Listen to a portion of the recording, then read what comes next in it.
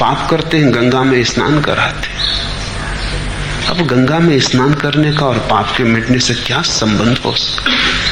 दूर का भी कोई संबंध नहीं हो सकता। गंगा का कसूर क्या है? पाप तुमने किया।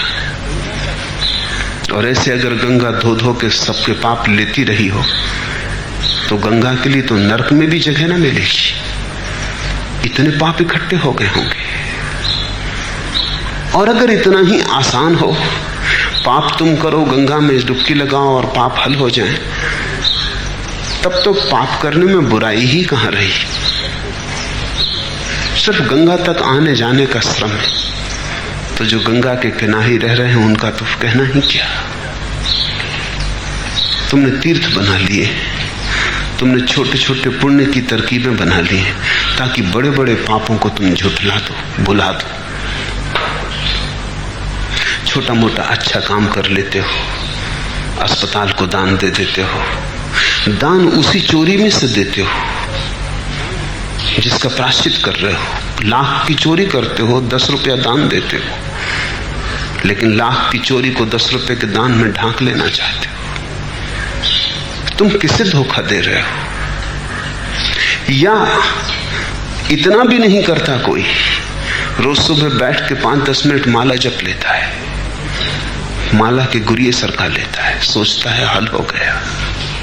या राम राम जप लेता है, या राम नाम छपी चदरिया ओढ़ लेता है, सोचता है मामला हल हो गया, जैसे राम पर कुछ एहसान हो गया।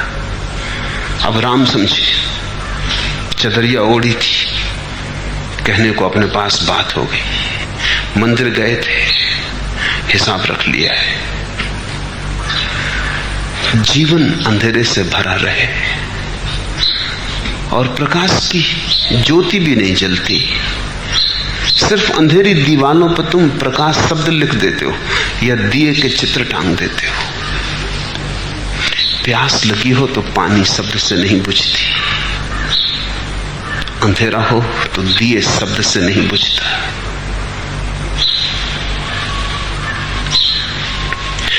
मंजरे तस्वीर दर्द दिल मिटा सकता नहीं, आईना पानी तो रखता है पिला सकता नहीं। तुम अगर सिर्फ तस्वीर का अवलोकन करते रहो, मंजरे तस्वीर दर्द दिल मिटा सकता नहीं, तो तुम्हारे दिल की पीड़ा न मिटेगी तस्वीरों के देखने से। प्रेमी की तस्वीर लिए बैठे रहो, इससे कहीं कोई प्रेमी मिला है? आईना पानी तो रखता है, पिला सकता नहीं। आईने में कैसी पानी की झलक है, पर उससे तुम्हारी प्यास न बुझेगी। शास्त्र शब्द दे सकते हैं, सत्य नहीं। अंधेरे की दीवालों पर बनाई गई दिए की तस्वीरें धोखा दे सकती हैं, रोशनी नहीं।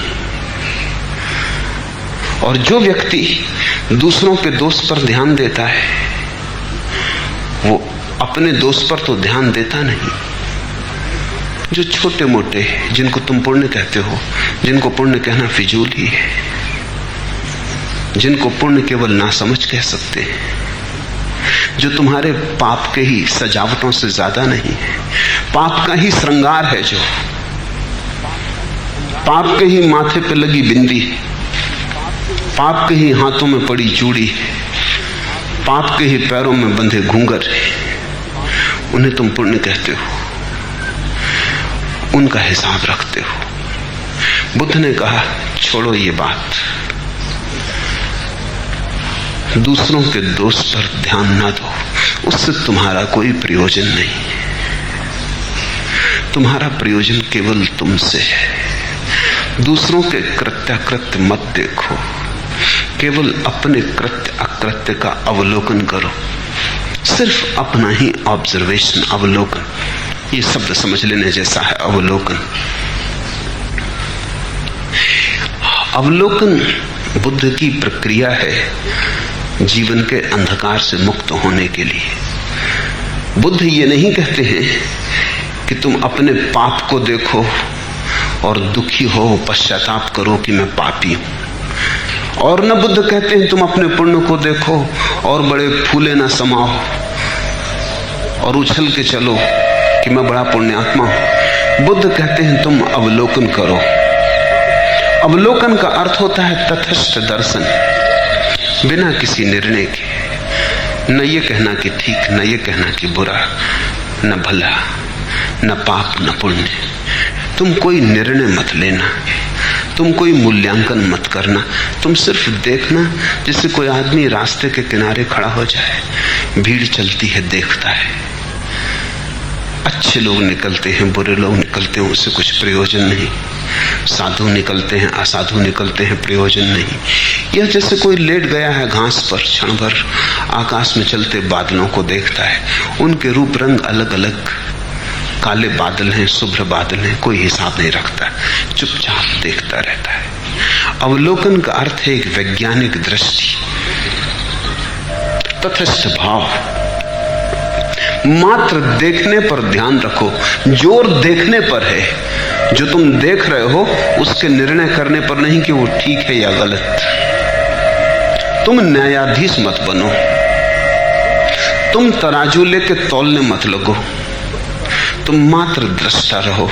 जिसको उपनिषद साक्षी कहते हैं, उसी को बुद्ध अवलोकन कहते हैं। बस देखो, जैसे अपना कुछ लेना देना नहीं, एक तटस्थ भाव, एक फासले पर खड़े हुए चुपचाप, और एक अद्भुत क्रांति घटती है। जितने तुम तटस्थ होते जाते हो, उतना ही तुम्हें पता चलता है कि तुम अपने कृत्यों से अलग हो, पाप से भी अलग, पुण्य से भी अलग। और ये जो अलगपन है, इसी का नाम मुक्ति है, मोक्ष। जो पाप के साथ अपने को एक समझता है, वो भ्रांति में।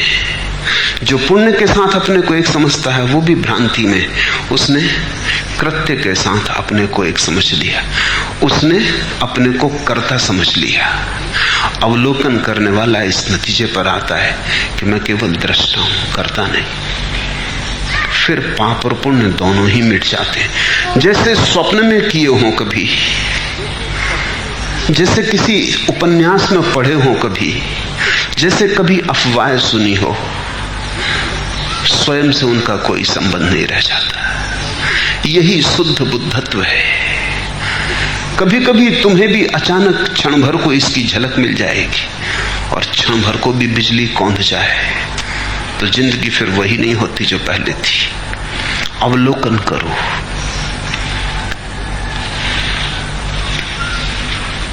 तुम जमाने की राह से आए, वरना सीधा था रास्ता दिल का। दूसरों को संबंध में सोचते विचारते, बाजार में भटकते, संसार की लंबी परिक्रमा करते, अपने तक आए। तुम जमाने की राह से आए, वरना सीधा था रास्ता दिल का। अन्यथा जरा गर्दन झुकाने की बात थी। अवलोकन से तुम सीधे स्वयं में पहुंच जाओगे। हाँ, दूसरे के कृत्य अकृत्य का विचार करते रहे तो बड़ी परिक्रमा है, अनंत परिक्रमा है। अनंत जन्मों तक भी तुम ये विचार चुकता न कर पाओगे। कितने हैं दूसरे, किस किस का हिसाब करोगे, किस किस के लिए रोओगे, हंसोगे, किसकी प्रशंसा, किसकी निंदा करोगे। अगर ऐसे तुम चल पड़े, मैंने सुना है कि एक आदमी भागा जा रहा था, राह के पास बैठे आदमी से उसने पूछा कि भाई दिल्ली कितने दूर है। उस आदमी ने कहा जिस तरफ तुम जा रहे हो बहुत दूर, क्योंकि दिल्ली तुम 8 मील पीछे छोड़ा है। अगर इसी रास्ते से जाने की जिद हो तो सारी पृथ्वी की परिक्रमा करके जब आओगे, अगर बच गए तो दिल्ली पहुंच जाओगे। अगर लौटने की तैयारी हो तो ज्यादा दूर नहीं है। तुम जमाने की राह से आए, वरना सीधा था रास्ता दिल का। दिल्ली बिल्कुल पीछे, 8 मील का फासला भी नहीं।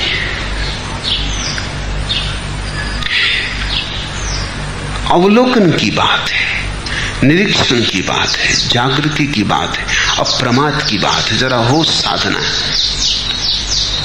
पहली बात, दूसरों का विचार मत करो, अपना ही विचार करने योग्य काफी है।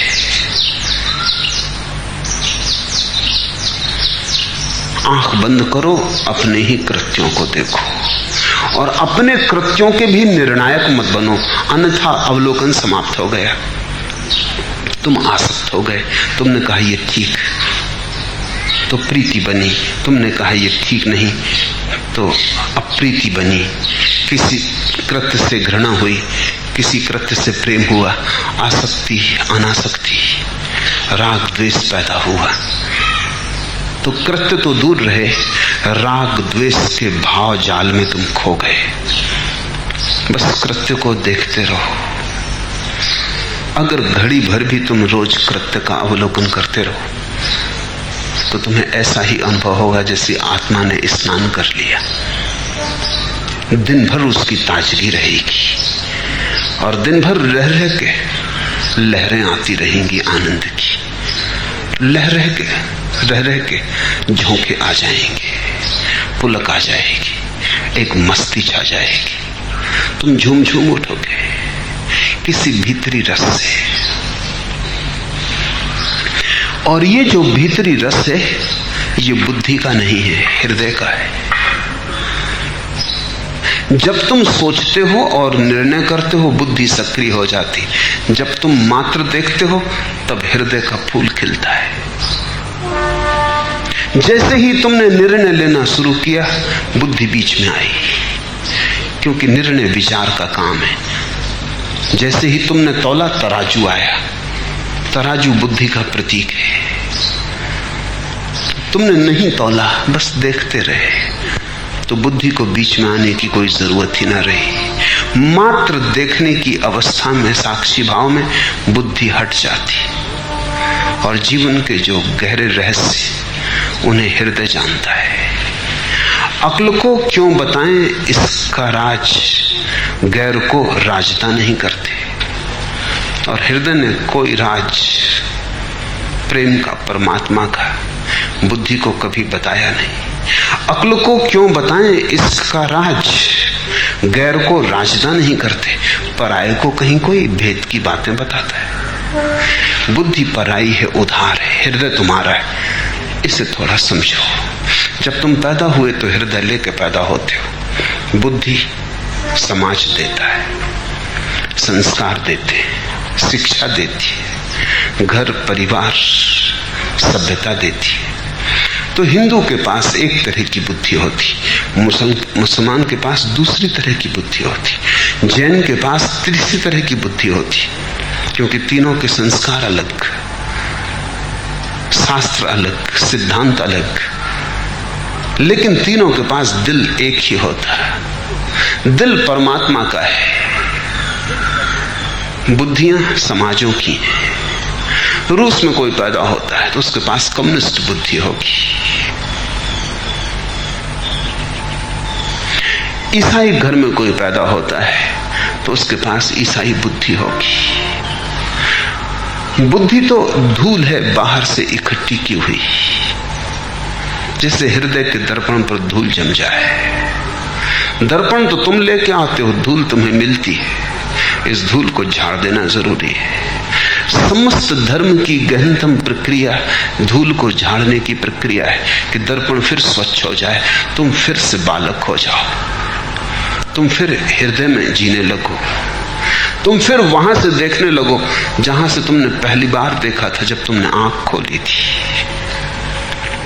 तब बीच में कोई बुद्धि ना खड़ी थी, तब तुमने सिर्फ देखा था, वह था अवलोकन। जैसे कोई सुंदर फूल वर्ण युक्त होकर भी निर्गंध होता है, वैसे ही आचरण न करने वाले के लिए सुभाषित वाणी निष्फल होती। दूसरा सूत्र, जैसे कोई सुंदर फूल रंग बिरंगा है, बहुत वर्ण युक्त है, लेकिन फिर भी गंध शून्य, ऐसा ही पांडित्य है। रंग बहुत है उसमें, सुगंध बिल्कुल नहीं। जीवन में सुगंध तो आती है आचरण से।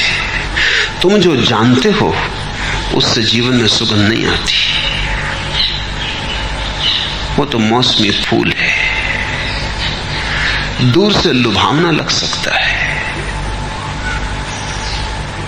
पास आने पे तुम उसे कागजी पाओगे।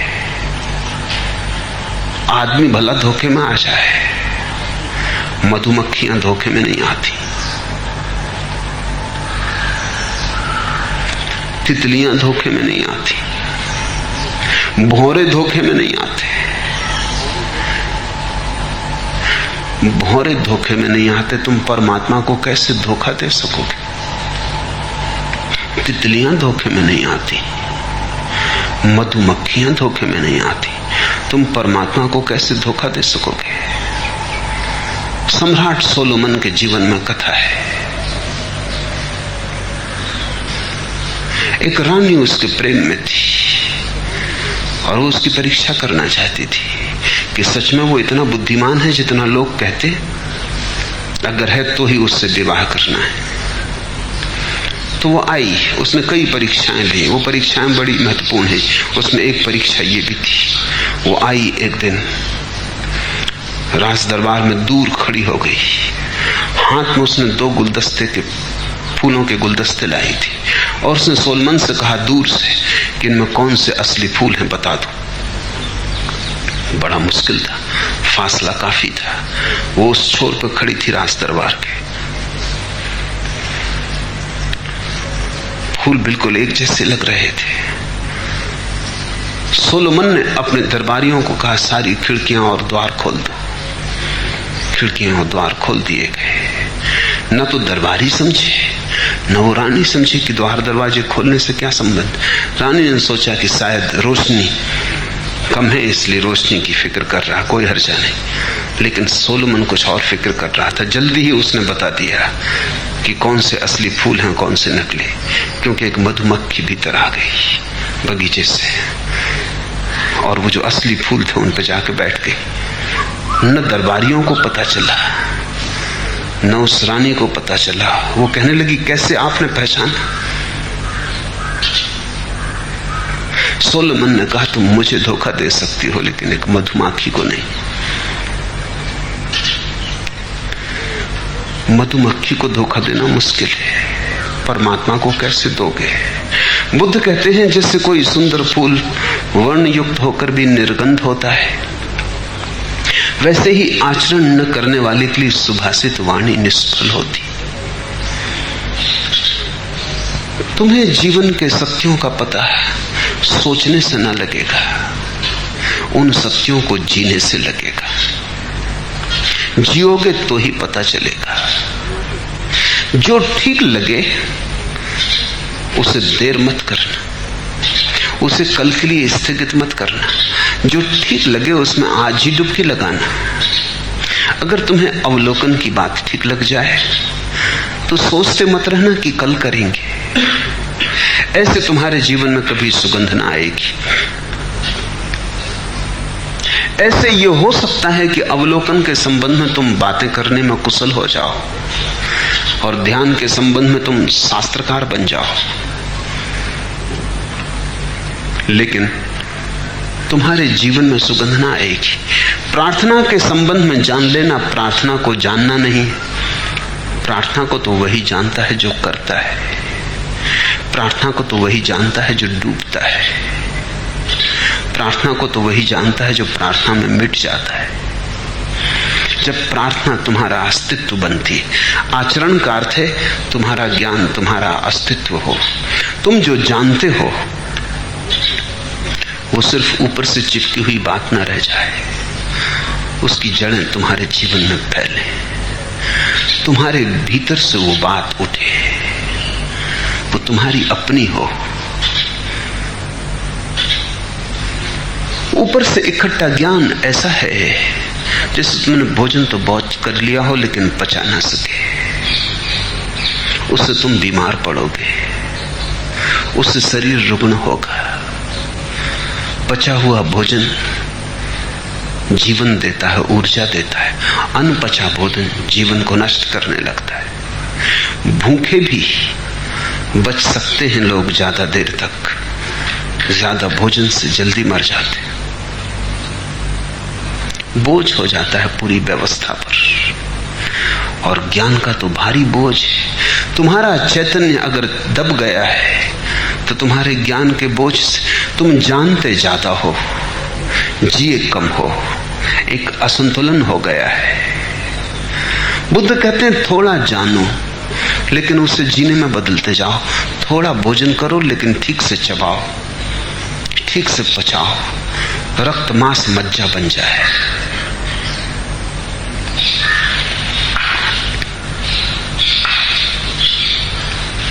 होश के बंदे समझेंगे क्या गफलत है क्या होशियारी। अक्ल के बदले जिस दिन दिल की जोत जलाकर देखेंगे, अक्ल के बदले जिस दिन दिल की जोत जलाकर देखेंगे, होश के बंदे समझेंगे क्या गफलत है क्या होशियारी। केवल वे ही समझ पाएंगे जो बुद्धि से गहरे उतरकर हृदय का दिया जलाएंगे। हृदय के दिए से अर्थ है जो जानते हैं उसे जीवन बना लेंगे। जो समझा है वो समझ ही ना हो कि समाधि बन जाएगी। जो सुना है वो सुना ही नहीं, पी लिया है।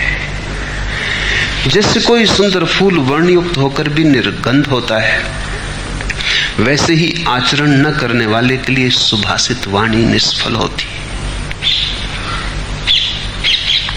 थोड़ा जानो, जियो ज्यादा और तुम पहुंच जाओगे। ज्यादा तुमने जाना और जिया कुछ भी नहीं तो तुम न पहुंच पाओगे। तब तुम दूसरों की गायों का ही हिसाब रखते रहोगे, तुम्हारी अपनी कोई गाय नहीं। तुम गायों के रखवाले ही रह जाओगे, मालिक ना हो पाओगे। पंडित मत बनना। पापी भी पहुंच जाते, पंडित नहीं पहुंचते, क्योंकि पापी भी आज नहीं कल जग जाएगा, दुख जगाता है। पंडित एक सुख का सपना देख रहा है कि जानता है बिना जाने। शास्त्र से बचना, शास्त्र जंजीर हो सकता है, सुभाषित सुंदर वचन जहर हो सकते हैं। जिस चीज को भी तुम जीवन में रूपांतरित न कर लोगे वही जहर हो जाएगी। तुम्हारे जीवन की व्यवस्था में जो भी चीज पड़ी रह जाएगी बिना रूपांतरित हुए, बिना लहू मांस मज्जा बने, वही तुम्हारे जीवन में जहर का काम करने लगेगी। पंडित का अस्तित्व विषाक्त हो जाता है।